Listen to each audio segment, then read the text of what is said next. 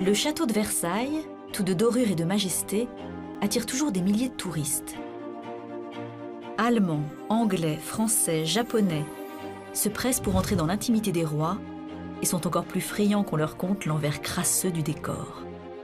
Tous arrivent avec l'image d'un Versailles malodorant. Des courtisans se soulageant dans les recoins des escaliers, un roi recevant sur sa chaise percée et où chacun déverse son pot de chambre du haut de ses fenêtres. Des préjugés? On n'avait pas du tout les mêmes méthodes pour nettoyer le château. On dit que pour être propre, il faut avoir une haleine propre, sentir bon de la bouche et ne pas sentir des pieds. Le parfum arrive justement pour compenser ce manque de propreté. Mais alors qu'en est-il de cette mauvaise réputation? Les rois étaient-ils aussi sales que le château puant? Ce qu'il faut dire, et ça c'est absolument fondamental, chaque époque a le sentiment qu'elle est propre. Où se nichent les fantasmes et la réalité entre le propre et le sale dans le château du roi Soleil?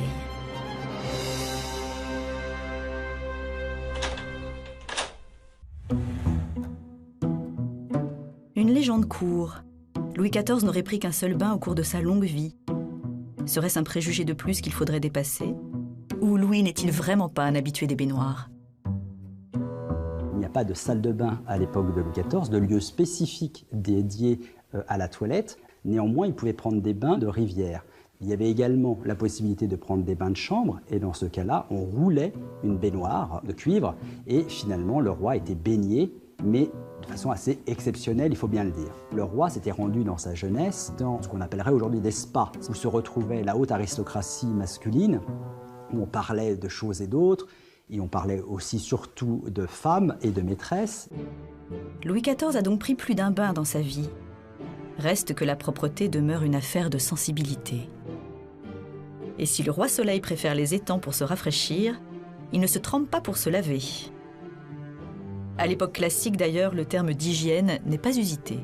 Même si pour nous, c'est un lieu de crasse, c'est un lieu, au fond, de relative malodorance, si on peut utiliser ce mot.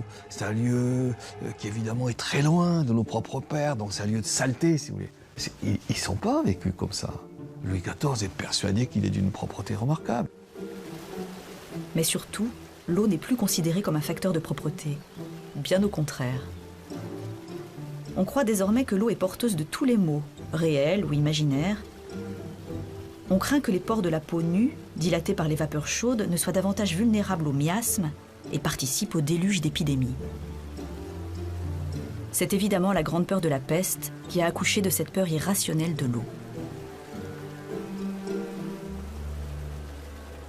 L'eau n'est pas dangereuse avant la situation de la peste. Mais la peste, avec cette crainte provoquée par l'air, rend l'eau dangereuse. Pourquoi?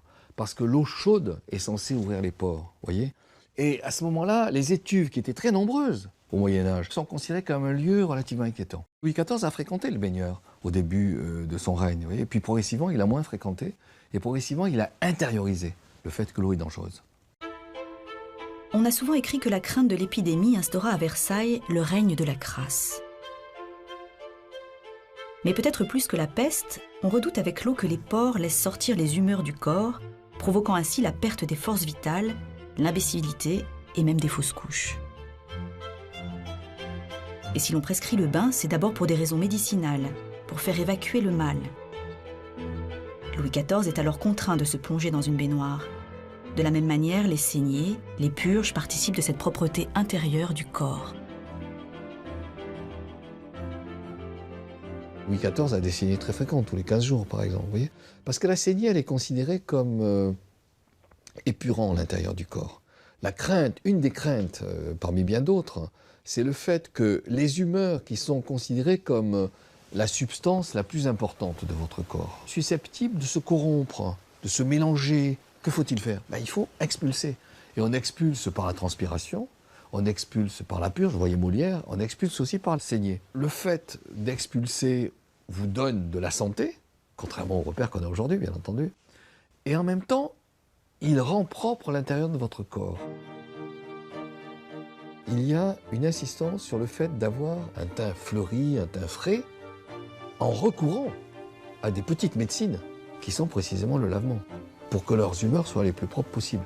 Et il y a des cas en plus assez étonnants dans les romans, dans des nouvelles, de lavement pris par des femmes, avec le recours à des domestiques, et puis vous avez des hommes qui soudoient la domestique pour donner eux-mêmes le lavement sans que la femme en soit consciente. Donc il y a une présence ici de ce type de pratique qui me paraît renvoyer à ce que nous disions, c'est-à-dire à la fois une sorte de jeu sur l'apparence, mais aussi de jeu sur le propre.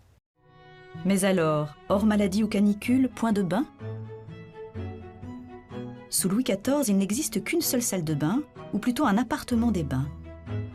Aujourd'hui, on conserve à l'Orangerie un souvenir de cette incroyable pièce. Une baignoire octogonale taillée dans un unique bloc de marbre de Rance. C'est pour la marquise de Montespan, sa favorite, que le roi commande cette cuve qui doit ornementer un appartement au luxe inimaginable. Cet appartement a été imaginé assez rapidement au moment où Louis XIV décide d'agrandir le château de Versailles. Et au-delà du côté de se faire plaisir lui-même, c'est aussi pour impressionner sa maîtresse. Louis XIV est fou amoureux de cette favorite et il veut toujours l'impressionner. Elle aime le luxe, elle est tapageuse, elle est altière, elle a beaucoup d'esprit, le célèbre esprit Mortemart. Et donc rien n'est trop beau pour elle. Louis XIV, lorsqu'il conçoit cet appartement entièrement de marbre, de porphyre, de matériaux très précieux, il a dans l'idée de l'épater.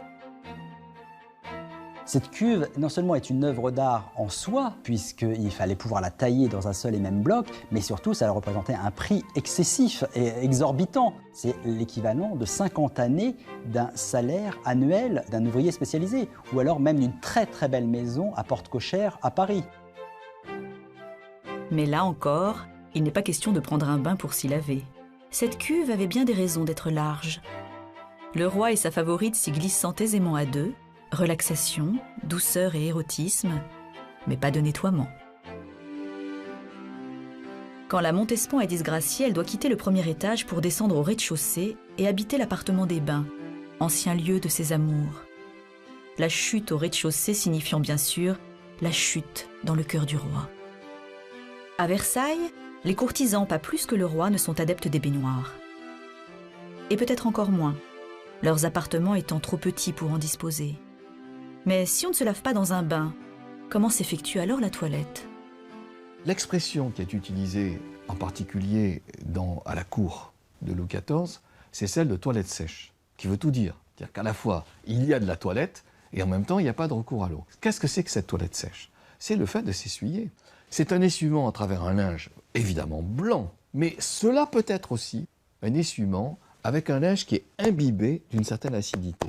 On considère que cette acidité, elle est censée débarrasser de façon plus efficace la transpiration ou la crasse. Mais il s'agit bien, et je crois qu'il faut insister, sinon on ne comprend pas quelle est la sensibilité de l'époque, il s'agit bien d'une toilette sèche. Pour Louis XIV, la toilette est non seulement sèche, mais également publique. Mathieu Davina, directeur scientifique du centre de recherche du château, reprend le chemin des courtisans qui chaque matin se pressaient pour assister au lever du roi et à sa toilette. Alors nous sommes ici dans la chambre du roi, qui est la chambre de parade, et même pour Louis XIV, la chambre dans laquelle il dormait véritablement. Donc on est dans un décor extrêmement riche, c'est ici qu'il dort tous les soirs, où il se lève en public le matin à 8h30, et il faut imaginer un lit de veille sur lequel a dormi le premier valet de chambre du roi de quartier, et qu'il ouvrait les rideaux en disant « Sire, voilà l'heure ». Du temps où elle a vécu, la nourrice est la première à venir dans la chambre du roi pour venir l'embrasser, et elle est morte en 1688, donc il faut imaginer une petite dame qui a été la nourrice de Louis XIV. Lorsque Louis XIV a 50 ans, elle vient l'embrasser la première. Elle s'éclipse très rapidement, elle ne fait pas partie du lever, et les premiers personnages à rentrer véritablement dans la chambre du roi, ce sont les gens qu'on appelait les personnes de la faculté, c'est-à-dire son premier médecin qui prenait son pouls, et également son chirurgien qui vérifiait les selles du roi pour voir si tout allait bien. Ces gens de la faculté s'éclipsaient et se mettaient en branle la mécanique de cour où vont rentrer progressivement tous les courtisans suivant leur rang.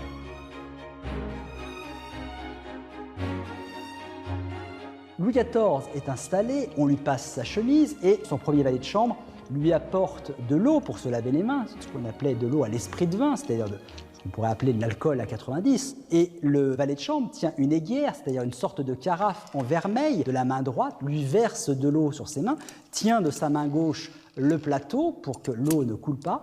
On lui présente une serviette pour s'essuyer les mains et le roi est installé pour être rasé, donc vraiment brin de toilette assez sommaire, et on lui rince le visage avec une éponge d'eau à l'esprit de vin et finalement d'eau pure pour terminer la toilette. Donc c'est véritablement un spectacle que de voir le roi se lever et de pouvoir toucher cette intimité royale. Au-delà du roi, c'est toute la noblesse qui pratique cette toilette sèche. Anne Forêt-Carlier, conservateur au Musée des Arts Décoratifs de Paris, lève pour nous le voile de cette intimité. Le peintre Wario a choisi de présenter une femme à son lever et à l'une de ses premières activités du matin, c'est-à-dire sa toilette, ce qui nous permet d'entrer dans l'intimité de cette femme et de découvrir plus précisément ce que représente la toilette du matin. Elle est au sortir de son lit, elle s'est levée tôt. En effet, les femmes de l'aristocratie au XVIIIe siècle se levaient tôt et elle a revêtu un négligé qui est cette robe de satin légère. Certaines de ces toiles nous montrent aussi autour de la femme à sa toilette diverses personnes. Son abbé qui vient la confesser au lever. C'est la marchande de mode qui va venir lui proposer les derniers colifichets. On va trouver aussi son secrétaire éventuellement qui peut venir prendre note des premiers petits billets qu'elle va rédiger et lui demander de les porter au destinataire. À la cour circulent des petits ouvrages, si petits qu'ils peuvent être aisément glissés dans la poche. Appelés traités de bienséance, de civilité, ils dictent les règles de savoir-vivre aux nouveaux arrivants. Tous insistent sur la propreté. Mais à Versailles, peut-être encore plus qu'ailleurs, être propre se résume au paraître. La distinction suprême passe d'abord par le linge. Il faut qu'il soit blanc, immaculé. Certes, on ne se lave pas, mais on change de chemise, jusqu'à plusieurs fois par jour. Il y a un triomphe du linge. On voit que, progressivement, vous avez une sorte de cascade du linge sur le corps. Et ça descend, le collet descend. Au niveau des jambes, vous avez le canon qui remonte, avec parfois de la dentelle. Au niveau des manches, vous avez aussi le linge qui sort. Il se voit. Et qu'est-ce que c'est qui se voit? On l'oublie, mais c'est fondamental. C'est le signe de l'intérieur. Le linge qui émerge sur l'habit, mais c'est celui qui vient du dedans. Donc il y a un jeu entre le dedans et le dehors qui est absolument fondamental. Et ce qui va provoquer un changement de linge, c'est la sensation de sueur. Moins dangereux que l'eau, le renouvellement de chemise efface, pense-t-on, la crasse. La propreté, elle renvoie à quelque chose qui est évidemment de l'ordre de l'apparence, indiscutablement, mais qui est aussi de l'ordre de la sensation et du sentiment.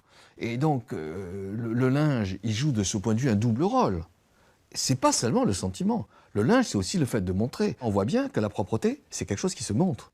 Et en même temps, c'est quelque chose qui se sent, dans la mesure où le changement est lié à la sensibilité. Et un des premiers à dire ça de manière absolument magnifique, c'est Montaigne. Montaigne, il dit « je ne supporte pas ma sueur ». Ça veut dire qu'il change de linge. Ou vous avez d'autres exemples qui sont très nombreux. Je pense par exemple à la princesse Palatine, qui revient de Marly et qui va vers un autre château. Et qui dit « j'ai traversé des terrains qui étaient débordants de poussière, j'arrive, je suis complètement fatigué, j'ai de la poussière partout, etc. » Que fait la princesse Palatine? Elle ne dit pas qu'elle va se laver. Elle dit au contraire qu'elle s'essuie et qu'elle change de chemise. Et ça ne veut pas forcément dire qu'il faut que je me lave. Outil de la mode, outil de la propreté, le linge est tout. L'aristocrate qui porte du blanc s'imagine certainement qu'il est plus propre que le paysan qui porte du chanvre. Ce combat pour le blanc se mesure alors au nombre de chemises que l'on possède dans sa garde-robe. Imaginez les chemises du roi empilées dans les coffres de la chambre, remisées comme autant de trésors. Le linge représente un objet de luxe ou vraiment des produits de luxe à l'époque. C'est quelque chose d'excessivement cher. Il y avait la garde-robe du roi qui était au rez-de-chaussée. Ses appartements principaux étaient au premier étage. Et ces coffres de la chambre sont là. Ce sont des coffres de secours, c'est-à-dire qu'on n'a pas à courir à la garde-robe au rez-de-chaussée, on a immédiatement une chemise pour changer le roi. Et ce sont des choses qui coûtent excessivement cher, parce que c'est du coton, c'est du lin, des étoffes précieuses, et ça coûte pratiquement plus cher qu'un meuble ou qu'un tableau qui ne vaut rien à l'époque. Un tableau d'un peintre qui aujourd'hui nous payerions plusieurs dizaines, voire centaines de milliers d'euros, à l'époque c'est estimé 20 livres, 40 livres, alors que des chemises, des nappes, du linge de maison coûtent très très cher. Dans les garde-robes des courtisans, les chemises se comptent par douzaines et sont si précieuses pour leurs propriétaires qu'elles sont mentionnées dans les inventaires après décès. Denis Brunat, conservateur au Musée des Arts Décoratifs de Paris, nous reçoit dans les réserves où se cachent des pièces rares et exceptionnelles. Les robes de cour ne se lavent pas. On les frotte, on les brosse et avec le plus d'égard possible.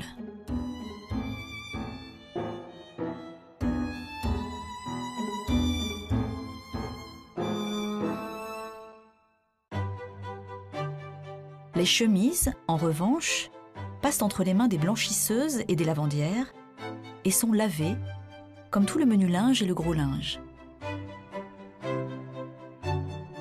La chemise est essentielle parce que c'est depuis des siècles, et ce quasiment jusqu'au milieu du 19e siècle, c'est le seul sous-vêtement que l'on porte, tant pour les hommes que pour les femmes. Il faut bien avoir à l'idée que lorsque l'on est nu, on revêt sa chemise. Ici, donc là, c'est une chemise d'homme. Donc l'homme est totalement nu dessous, c'est-à-dire il n'a absolument rien. Et donc la chemise va faire un office de sous-vêtement, à la fois pour le haut, mais aussi pour le bas.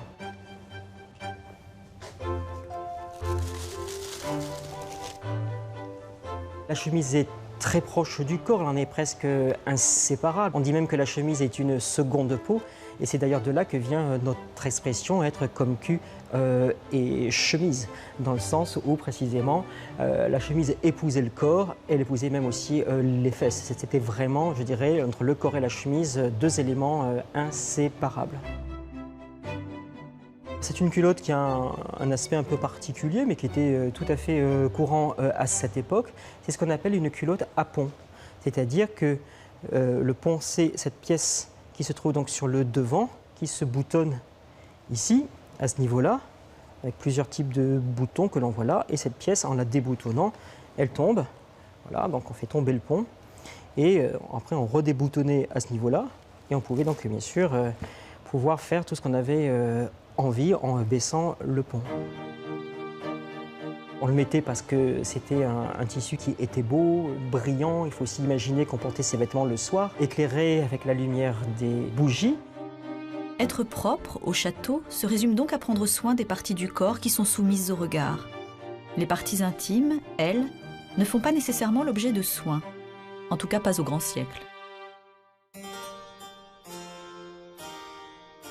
Comment alors dissimuler la mauvaise odeur qui émane de ces corps dans ce château où l'on rivalise d'élégance?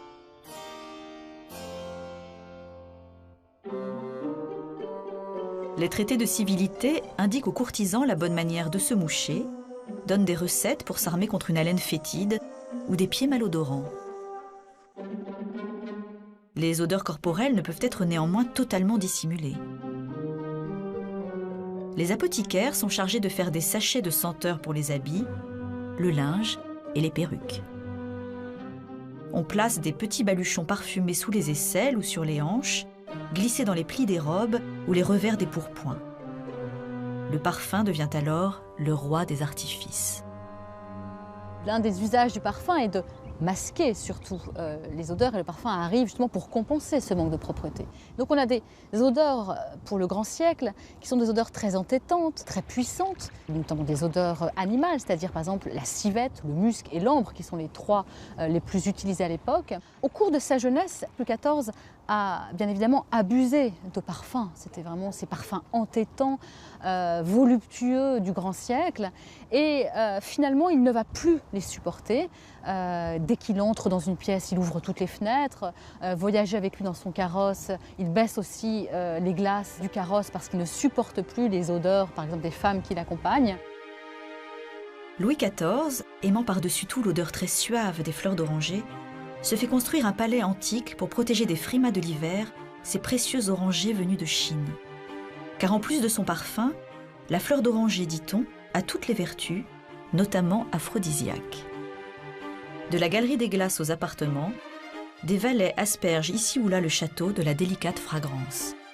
Seule peut-être Madame de Montespan semble ne plus se soucier des goûts de son royal amant et continue de se parfumer à outrance.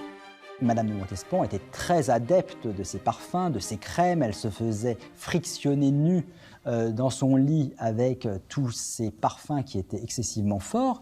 Et c'est vrai que Louis XIV, qui les aimait beaucoup au départ, a eu tendance, à la fin du règne de Madame de Montespan, à ne plus les supporter, puisqu'ils étaient tellement prégnants, et surtout Louis XIV les liait aux migraines qu'il avait depuis de nombreuses années. Donc il a demandé à Madame de Montespan, et ce de façon publique, où elle s'est prise une gifle morale devant tout le monde, où lorsqu'elle devait monter dans le carrosse de la reine, le roi lui en a fait la remarque qu'elle se parfumait beaucoup trop. À la fin des années 1670 et au début des années 1680, Madame de Montespan a été suspectée de lui avoir fabriqué des filtres pour qu'il demeure amoureux d'elle, ou encore d'avoir voulu assassiner sa maîtresse du moment, Mademoiselle de Fontanges. C'est une histoire qui ébranle toute la cour, puisque on met à jour plusieurs sorcières, comme on les appelait à l'époque, des devineresses qui faisaient des messes noires sur des enfants, etc. Et on peut imaginer que l'idée de ces parfums forts qu'elle avait sur elle devenait suspect aux yeux d'un Louis XIV. Parfums entêtants, dissimulateurs, charmeurs, mais aussi désinfectants. En temps de peste ou d'épidémie, le parfum est utilisé comme agent purificateur.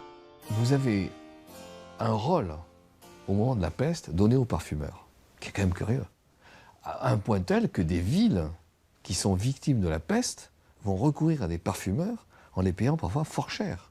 Et en situant le parfumeur à des entrées, à des passages, vous voyez, qui sont plus fréquentés que d'autres. Et ceux qui passent, à ce moment-là, sont livrés au parfumeur qui va passer sur eux des produits, les transformer en quelque sorte. Et ça, c'est complètement oublié. Vous avez un deuxième type de pratique qui est complètement oublié. C'est la pratique selon laquelle, si on installe dans des hôpitaux des cassolettes de parfum, on va pas simplement chasser le mauvais air, on va créer un air pur qui va favoriser en quelque sorte le quotidien du malade. Complètement oublié aujourd'hui. Donc ces deux pratiques, elles nous entraînent à mieux comprendre la manière dont, au XVIIe siècle, le fait de recourir à du parfum, c'est avoir le sentiment que l'on recourt à la disparition du sale. Le parfum, c'est aussi, vous voyez, une pratique de faire émerger quelque chose qui est de l'ordre de la monstration du propre, le fait de faire apparaître à l'autre qu'on existe avec, au fond, une incarnation de la propreté. Le parfum devient signe d'un statut social, à tel point qu'on établit des distinctions. Un parfum royal, un parfum bourgeois et un parfum des pauvres.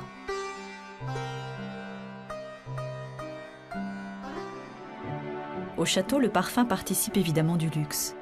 Pour ces somptueuses fêtes, Louis XIV embaume ainsi ses fontaines d'essence de fleurs d'oranger ou de jasmin. Mais c'est sous Louis XV que la cour de Versailles est appelée la cour parfumée, car pour être à la pointe de la mode, il faut changer de senteur chaque jour. Le célèbre parfum aux 1000 fleurs sera créé, lui, pour Marie-Antoinette, un chef-d'œuvre olfactif composé avec les fleurs de toutes les saisons.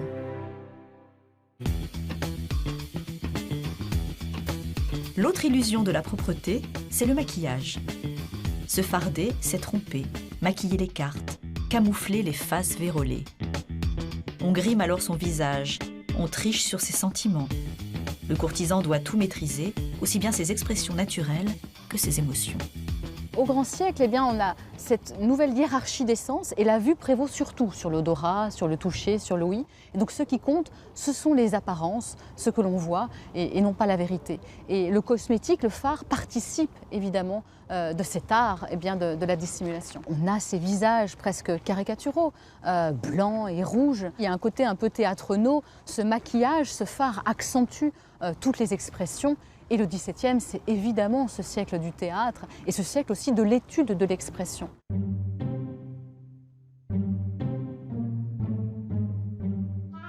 Dès l'époque, on raille aussi eh bien, cette noblesse avec ce maquillage qui a finalement cette image du double sens, de l'hypocrisie, du dissimulé.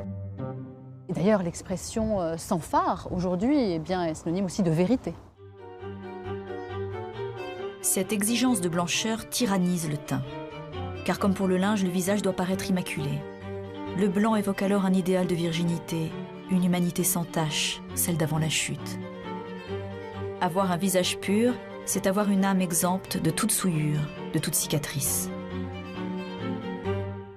Le blanc est bien sûr le symbole d'une classe oisive, celle d'aristocrates à l'abri du soleil, des intempéries, à l'inverse de ces visages brunis du peuple. Cette course au blanc conduit à toutes sortes de recours, même aux plus toxiques. L'agent de blanchiment le plus utilisé à l'époque, eh bien, c'est le fameux blanc de Céruse. C'est un cosmétique connu depuis l'Antiquité. Les Romains, les Grecs avaient des fards aussi à base de Céruse. Elle cause de très nombreux dommages à la peau. Elle est très astringente, donc elle irrite beaucoup la peau. Elle est aussi dessiccative, donc elle dessèche énormément la peau. Donc appliquée finalement toute la journée, elle va contribuer au vieillissement prématuré de la peau, aux rides d'expression qui apparaissent beaucoup plus rapidement. Cela est relevé dès l'époque. Et puis la Céruse, c'est du carbonate de plomb. C'est une poudre métallique et donc elle peut causer aussi des dommages beaucoup plus importants. Par exemple, la vue, on a des maladies d'yeux très importantes. Lorsqu'on s'applique la Céruse sur la gorge, eh bien, on a des maladies qui touchent la poitrine ou même les poumons. Et puisque la Céruse peut altérer définitivement la peau, on trouve d'autres stratagèmes. Les mouches, qui doivent apporter la touche finale au maquillage, tentent aussi de dissimuler les ravages de ce produit fatal. On peut ainsi apercevoir sur les visages plus de 18 mouches à la fois, autant que de crevasses cachées. Mais avant d'être un artifice, la mouche est d'abord un code galant. Et pour la femme, le mode de vie peut être éreintant. 3 heures pour s'habiller et se farder le matin, puis encore changement de linge après le déjeuner, théâtre, souper, nuit d'amour. Une exigence d'éclat et de splendeur qui ne résiste parfois pas aux excès.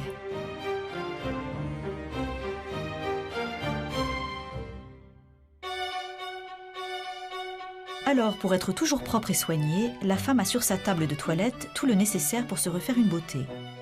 Boîte à onguents, boîte à mouches, pommade, parfum.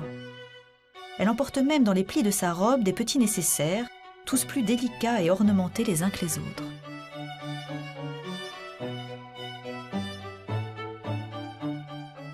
Anne Forêt-Carlier a sorti pour nous des collections du Musée des Arts Décoratifs des objets usités à la cour. La toilette ne s'effectuait pas que le matin. Et effectivement, dans la journée, on pouvait être appelé à se refaire une beauté. Donc pour cela, la femme ou l'homme dispose de petits nécessaires miniatures qu'ils pouvaient emporter avec eux. Alors on en a un très élégant exemple ici, donc sous forme de petites boîtes dans laquelle on va trouver tout ce qui est nécessaire pour se redonner un petit peu d'éclat. Celui-ci contient 2 petits flacons, l'un sans doute pour l'eau de senteur et l'autre pour les sels, parce que les sels c'est très important aussi. Lorsque l'on se sentait mal, immédiatement on portait à ses narines un flacon de sel de façon à pouvoir reprendre ses esprits. Il ne faut pas oublier que les femmes, en raison du corset qui les maintenait très fortement, étaient sujettes à des évanouissements. Vous avez différents petits ustensiles comme une toute petite pince destinée peut-être à retirer un poil disgracieux. Ces objets correspondent tout à fait au présent qu'un amant peut faire à sa belle. Et d'ailleurs, en général, ils portent des inscriptions et c'est le cas de ceci. Par exemple, pour ce petit nécessaire flaconnier, on peut lire « Rien n'est trop bon pour ceux qu'on aime ». Et puis là, ici, une autre petite maxime, gage de mon amour. Parmi ces petits objets que l'on prend avec soi, d'autres sont plus ludiques, comme par exemple cette petite jambe en porcelaine sur laquelle vous découvrez une petite mouche, une vraie, l'insecte, qui est disposée au genou. Et cette petite jambe, eh bien, elle s'ouvre et à l'intérieur, on pouvait y dissimuler soit un petit billet doux, soit peut-être que là, on pouvait mettre de la poudre. Toujours dans le domaine des eaux de senteur, un petit flacon parlant, puisque vous voyez, c'est un très élégant petit bouquet de fleurs de porcelaine, et celui-ci s'ouvre à sa partie sonitale et permettait de se remettre quelques gouttes d'eau de senteur.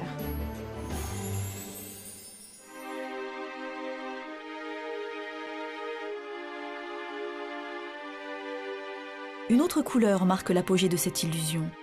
C'est le rouge. Il est censé rehausser la blancheur du teint et tromper les marques du temps.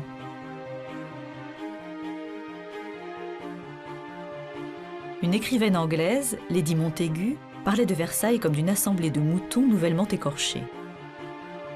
Imaginez en effet des pommettes aux couleurs de feu, une figure plâtrée dont les veines sont soulignées de bleu et des cheveux comme de la laine blanche. Car ce despotisme du blanc, on le retrouve partout. Pas une chevelure ne saurait être parée sans être poudrée. Et en plus d'être une norme esthétique, la poudre permet le dégraissage du cheveu. On ne lave pas les cheveux, mais on les poudre et c'est en quelque sorte du shampoing sec. Et ce shampoing sec ne devait pas être évidemment bénéfique pour la chevelure. Et le mort quotidien de ces perruques lourdes et parfois infestées de poussière et de vermine eh bien, causait beaucoup de dommages. D'abord des migraines, des éblouissements, et puis aussi des échauffements et même des escarres. Louis XIV a eu une maladie très grave, notamment due au port de la perruque. En 1696, il est atteint d'un anthrax à la nuque. Fagon, dans le journal de santé du roi, nous décrit cette maladie de Louis XIV, dans des termes d'ailleurs bien peu scientifiques, nous dit que c'est absolument effroyable, que ça ressemble à de la viande desséchée, c'est absolument abominable. La grande affaire au château, c'est la laine. Les courtisans essaient de la maîtriser, en vain. La majorité offre en effet des bouches calamiteuses. Pourtant, différentes méthodes sont préconisées. Dès Louis XIV, en fait, il y a l'opérateur pour les dents de Louis XIV qui, le matin, lui apporte des racines de bois aux vertus odoriférantes ou astringentes, comme le bois de réglisse, le bois de rose, le romarin, pour se frotter les dents avec ces racines, une sorte d'ancêtre de la brosse à dents. Et ces racines, il les trempe dans des opiats, c'est un ancêtre de la pâte dentifrice, on pourrait dire. Il y a aussi des pratiques ancestrales qui se maintiennent, comme celle du tabac, de se laver les dents avec du tabac parce que ça a des vertus désinfectantes, ou même Madame de Sévigné le raconte à sa fille dans ses lettres, même avec de l'urine, car l'urée c'est aussi un agent blanchissant, en fait, un agent astringent. Et il y avait même aussi pour les femmes cette tradition de porter des petites boules musquées cachées dans la bouche, pour masquer le creux des joues lorsqu'il manquait une dent, par exemple. Louis XIV, on sait qu'il avait des problèmes de dentition assez tôt. Il avait des abcès récurrents et finalement, son opérateur pour les dents, son dentiste, en 1685, a l'idée de lui arracher une dent et il arrache tout le palais supérieur. Ce qui fait qu'à partir de cette date-là, le roi a une communication directe entre son nez et sa bouche, ce qui fait que c'est purulent en permanence. Le roi sent très très très mauvais de la bouche et en 1685, le roi n'a même pas 50 ans, il a pratiquement plus de dents. Donc c'est un sujet à la cour dont on parle beaucoup, puisque le roi ne va plus manger normalement, il va manger pratiquement que des bouillies, des purées, des choses qui ne nécessitent pas de dents. Au midi du règne de Louis XIV, la médecine n'a pas évolué depuis 2000 ans. Mais si l'hygiène dentaire et corporelle semble loin de nos usages et que l'eau est quasi absente de la toilette, qu'en est-il de l'eau que l'on boit? Est-elle seulement potable? À Versailles comme ailleurs dans le royaume, on juge uniquement de la qualité de l'eau à sa couleur et à son odeur. Avant la création de la ville de Versailles, qui a été créée par Louis XIV en 1671, toute l'eau que l'on menait à Versailles servait exclusivement pour les jardins, pour les fontaines. L'eau à Versailles, ça a été 50 ans de travaux pharaoniques, de drainage, d'arpentage, parce que Versailles a le paradoxe finalement d'être construite sur un terrain marécageux finalement, mais sans eau courante. Et cette eau que l'on fait venir par tous ces travaux, elle ne sert pas à l'alimentation. Ça, c'est vraiment un autre circuit qu'on appelle l'eau bonne à boire, c'est-à-dire finalement aujourd'hui on dirait l'eau potable. Une fois les travaux terminés, le roi et la cour peuvent donc bénéficier à leur table d'une eau bonne à boire. Cependant, l'eau n'est pas d'un accès facile. Il faut ruser pour obtenir des faveurs. Les comtes d'Artois et de Provence finissent par obtenir l'eau courante pour leurs abreuvoirs à chevaux. Quant au peuple, il se contente des fontaines de la ville. Le nerf de la propreté ne réside pas seulement dans l'accès à l'eau. Des latrines publiques aux chaises percées, quid de l'intimité et des odeurs. Ne crie-t-on pas gare à l'eau lorsqu'on verse le pot de chambre plein de la nuit par la fenêtre? Le progrès à Versailles aurait-il épargné les commodités? Au XVIIe siècle, Louis XIV reçoit encore sur sa chaise percée et n'y voit rien d'indécent. Bien au contraire, c'est un grand honneur. Le roi se fait aussi construire des lieux retirés pour ses besoins naturels, près de son bureau ou plus généralement dans sa garde-robe.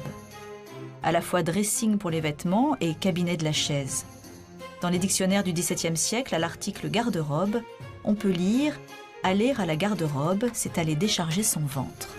Ici, on a véritablement une illustration de tout ce qui pouvait exister à l'époque pour l'hygiène. On a une superbe chaise percée qui date de l'époque de Louis XV. Et on voit le principe, lorsqu'on l'ouvre, on a cette faïence avec un système de moquette pour avoir plus de confort pour les toilettes. Et donc c'est quelque chose qui nécessite d'être vidé une fois que le roi a fait ses besoins. Il y a eu une anecdote assez particulière où un chat angora de couleur blanche était lové dans la cuvette des toilettes et Louis XVI, se rendant à son cabinet de chaise, au moment où il a dérangé ce pauvre chat, il s'est mis à greffer le derrière du roi et finalement Louis XVI s'est enfui en remontant très rapidement sur autre chose avec le chat qui devait être bien perturbé d'avoir été dérangé pendant sa sieste.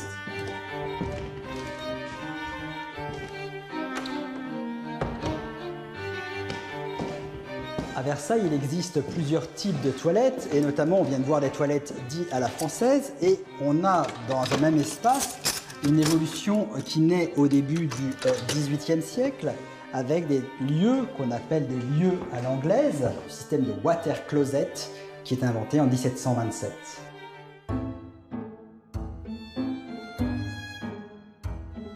Au XVIIIe siècle, Marie-Antoinette utilise encore des chaises percées. Quant au papier toilette, il n'existe pas. Mais coton et linge de filasse brodé sont d'usage à la cour.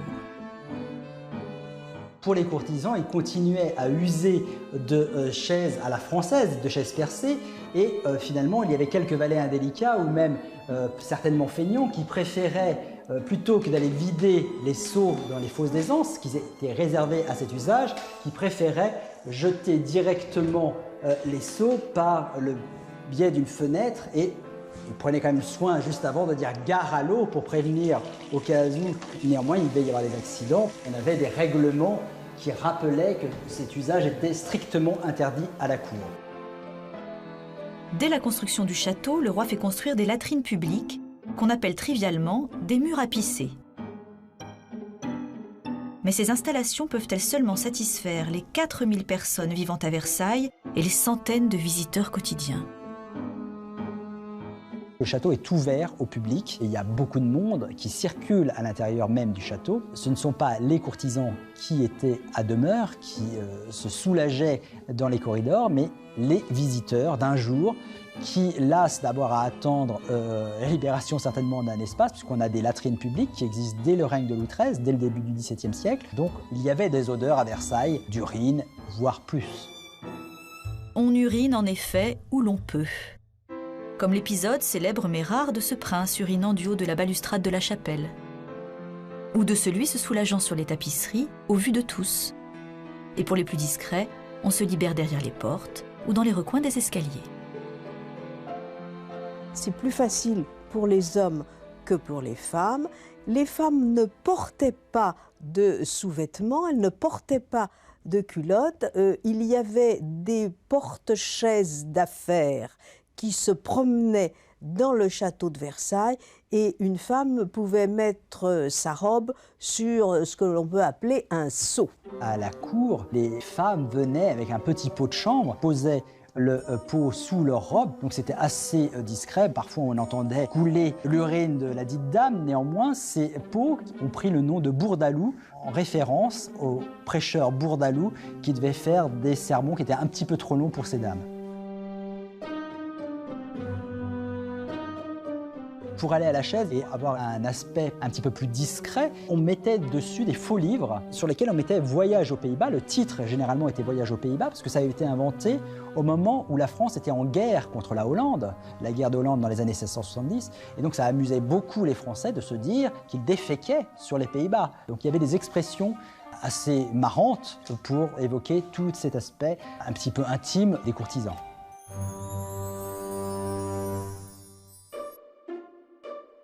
Une armée de domestiques est en charge du nettoyage du palais. Mais malgré tous ses bras, ils demeurent impuissants face à cette autre armée qui grouille des cuisines au comble. Les rats, ce fléau des villes et des châteaux. À cette vermine, il faut aussi ajouter le problème des fosses d'aisance qui débordent et empestent. Ces fosses sont pourtant pavées et étanches pour éviter la pollution des nappes phréatiques, mais ne sont pas vidangées assez régulièrement. Ces fosses d'aisance qui étaient sous le château de Versailles, eh bien, elles étaient curées à chaque saison. On a des témoignages sur ces odeurs parfois pestilentielles lorsqu'il s'agissait de faire cette grande opération. La reine s'est plainte à plusieurs reprises des mauvaises odeurs qui montaient des cours intérieures du château lorsqu'elle ouvrait les fenêtres. Parce que tous ces petits appartements donnent sur une cour. Et on peut imaginer ce qui se passait aussi le long des murs de la cour au rez-de-chaussée. D'autre part, Marie-Antoinette se plaignait parfois que son linge ait une odeur un peu boueuse parce qu'il avait été lavé dans des eaux qui n'étaient pas des eaux courantes et qui pouvaient être des eaux plus ou moins polluées. Mais il y eut pourtant pire. À la mort de Louis XIV, le château est déserté. Dans la ville, les habitants n'hésitent plus à brancher leurs fosses d'aisance sur les aqueducs de drainage qui se déversent dans l'étang de Clagny, où la population s'approvisionne en eau et en poissons. L'insalubrité de la ville provoque alors une série d'épidémies et de décès.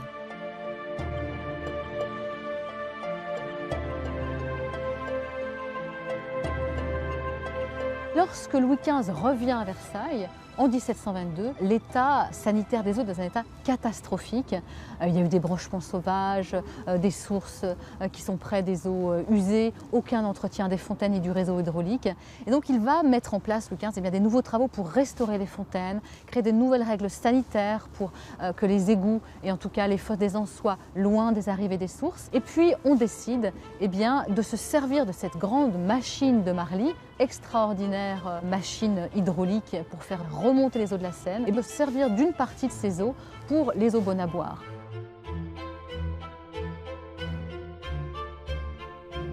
On va créer un grand bassin qui s'appelle le bassin de Picardie où petit à petit on va recueillir ces eaux bonnes à boire et à partir du règne de Louis XVI on va commencer à les filtrer. D'autres mesures de salubrité publique sont prises. Les immondices et les eaux usées s'écoulant dans les rues sont éliminées. L'étang de Clagny a séché, le cimetière déplacé à l'extérieur de la ville et de nouveaux égouts construits. L'hygiène progresse grâce à la technique mais aussi grâce aux modes. Alors que Louis XIV se fait amener sa baignoire dans sa salle de bain pour raison médicale, Louis XV se fait, lui, construire 7 salles de bain dans ses appartements privés au gré de ses aménagements successifs. Louis XVI se contente en revanche d'une seule salle de bain. Avec ce désir d'intimité qui arrive, on va désormais avoir une pièce qu'on appelle pièce des bains ou cabinet des bains qui vont être entièrement dédiés aux bains. Donc on n'amène plus la baignoire au centre d'une pièce, mais on a des lieux spécifiques. Et ça permettait également de se passer aussi de domestiques et d'avoir plus d'intimité, puisque finalement Louis XV, lorsqu'il était dans sa salle de bain et il prenait en bain, il était pratiquement autonome, puisqu'il y avait même l'eau courante sous Louis XV. Il y avait toujours 2 baignoires sous le règne de Louis XV, une pour se laver et une pour se rincer. Ça permettait d'être beaucoup plus autonome puisqu'il n'avait pas besoin d'avoir un domestique qui vidait entièrement une baignoire pour la remplir et se rincer parce qu'il n'y avait pas le caoutchouc à l'époque, donc il n'y avait pas de flexible de douche et la seule manière de se rincer, c'était évidemment d'avoir une autre baignoire. L'évacuation de l'eau se faisait dans une cour et sous la cour il y avait un réservoir et finalement c'est très écologique puisqu'on récupérait cette eau, considérée quand même comme propre, cette eau de lavage, et on s'en servait pour les jardins. On a plusieurs anecdotes comme ça de mesdames, par exemple, qui sont dans la cour et qui racontent être aspergées par l'eau du bain de leur père, Louis XV, qui tombe dans cette cour.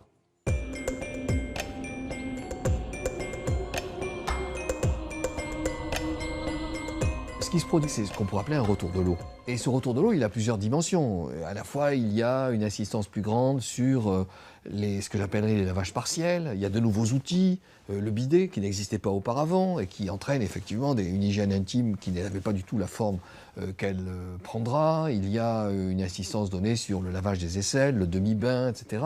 Et il y a aussi, bien sûr, la présence des baignoires, avec des baignoires qui deviennent catégorisées, qui se vendent. L'encyclopédie de Diderot, dans les années 1750-60, met en scène des baignoires, montre que l'objet peut se vendre. Donc il y a vraiment une présence plus grande qui ne touche pas l'ensemble de la population, mais qui commence à toucher une population plus large, pas seulement l'aristocratie, mais la bourgeoisie, etc.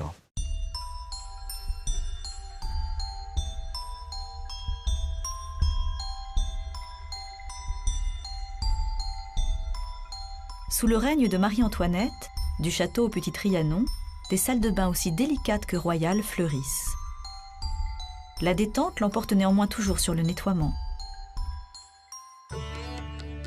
Un passe-temps en somme, plutôt qu'un mode de lavage. L'eau chaude reste encore suspicieuse aux yeux des médecins. Avant le bain, la purge s'impose, et après, le repos reste obligatoire. On devait se reposer après le bain. C'est ce qui explique la présence d'un lit dans la salle de bain que l'on peut voir encore aujourd'hui à Versailles.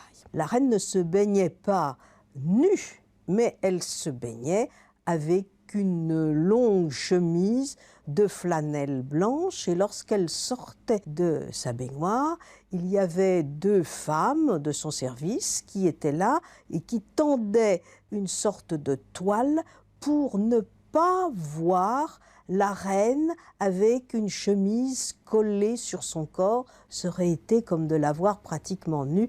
Par conséquent, elle échappait au regard de ses suivantes par l'intermédiaire de cette toile qui était tendue. C'est du moins ce que raconte sa femme de chambre, Madame Campan. Enfin, il fallait quand même bien l'aider aussi à enlever sa chemise. Elle ne l'enlevait pas toute seule. Quant aux enfants, il semble qu'ils n'échappent pas au premier bain. Il faut laver le nourrisson lorsqu'il est né. C'est une eau chaude. Non seulement cette eau chaude est l'outil du lavage, mais elle sert en particulier à s'assurer que l'enfant est encore assez mou, assez moelleux, assez flexible, assez spongieux. Et donc, elle va vous aider à bien vérifier la position de l'enfant, l'ajustement des membres, etc. Elle va vous aider aussi parfois à les redresser, parce qu'ils n'ont pas la forme que l'on attend. Elle va vous aider à accentuer certaines formes, par exemple le cou, par exemple les lombes, pour leur donner plus d'accentuation d'angle. Donc l'eau, de ce point de vue, vous voyez, elle est vraiment l'objet, au fond, d'un malaxage. Et après, il faut enduire le corps de l'enfant de petites écailles d'huître pour que ce soit bien fermé, et puis vous l'entourez et vous le serrez, pour que les humeurs ne ressortent pas. Donc il y a évidemment un bain d'enfant. Pour l'hygiène intime des femmes, un grand tabou demeure, les menstrues. Lorsque les femmes sont indisposées, elles se garnissent avec ce que l'on appelle des chauffoirs, autrement dit des bandes de tissu qu'elles devaient, je suppose, accrocher à une ceinture qu'elle mettait dans ses jours mauvais. Les règles de Marie-Antoinette sont liées à l'espoir d'une grossesse. Elle en parle elle-même à sa mère dans ses lettres en disant « c'est le retour de la générale Krotendorf ». C'était pour savoir si, oui ou non, elle était ou n'était pas enceinte. À la fin du XVIIIe siècle, des critiques sur l'emploi des cosmétiques pointent. Certains notent: la multitude des pommades et de poudres surcharge la tête, bouche les pores et fait chuter les cheveux prématurément. La poudre est si abondante qu'au moindre mouvement, elle tombe sur les épaules. Décidément, les perruques n'ont plus le vent en poupe. 2 générations se confrontent alors sous le règne de Louis XVI. Celle des grands-parents, au visage immobile recouvert d'un masque blanc et de placards rouges, et celle des jeunes gens, à l'allure naturelle et au teint frais. Eh bien, on va aller vers plus de naturel. Et ce naturel que l'on retrouve dans la cosmétique, c'est aussi finalement l'époque qui évolue comme cela. C'est évidemment les livres de Rousseau sur cette redécouverte de la nature qu'on lit beaucoup à la cour. Ce naturel, on va le retrouver dans la cosmétique. Les fards se font plus discrets, le rouge est presque plus utilisé. Par contre, on conserve cet idéal de pâleur du visage. Et puis, à la fin du XVIIIe siècle, le maquillage de la cour, il va infuser dans la noblesse à Paris, puis dans la bourgeoisie. Et j'allais dire, comme aujourd'hui, eh bien, on va avoir ce maquillage qui masque en fait les conditions. Il n'est plus l'apanage d'une élite. C'est le sens même de la propreté qui change de nature. À l'avenir, le parfum et la poudre ne sauraient dissimuler les odeurs fétides. L'effet purificateur et laveur du parfum n'est plus. La propreté a changé de main. Elle n'est plus conseillée par les manuels de civilité, mais par ceux du médecin. Au XIXe siècle, désormais, pour être propre, il va falloir se laver avec de l'eau.